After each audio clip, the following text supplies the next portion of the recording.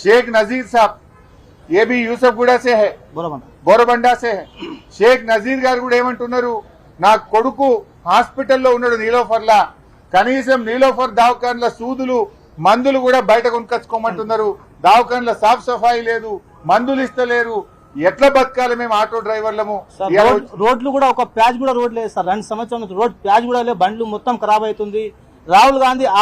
auto ఎక్కిండు auto కడుపు మీద కొట్టిండు సార్ రాహుల్ గాంధీ అజరుద్దీన్ రాహుల్ గాంధీ ఇద్దరు కలిసి కట్టిండు అజరుద్దీన్ కూర్చుండు ఇద్దరు కలిసి రాహుల్ గాంధీ జూబ్లీస్ లోనే ఇద్దరు కలిసి కూర్చున్నారు ఆటోలా కూర్చొని ఆటోలు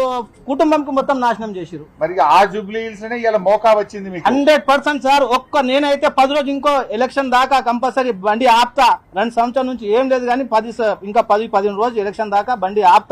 ఆపి ప్రతి ఒక్కరికి అందరికి ఫ్రీ ఆటోలో తీసుకెళ్లి ఒక్కొక్కరికి 10 ఓట్లు వేపిస్తా ఒక్కొక్కరు అంటే అన్ని నా బిల్డింగ్ లో ఎంత మంది కిరాయికున్నా అందరు తీసుకెళ్తా ఫ్రీలా తీసుకెళ్తా సార్ ఫ్రీ సర్వీస్ చేస్తా ఎలక్షన్ లో ఇంకా కంపల్సరీ చేస్తా సార్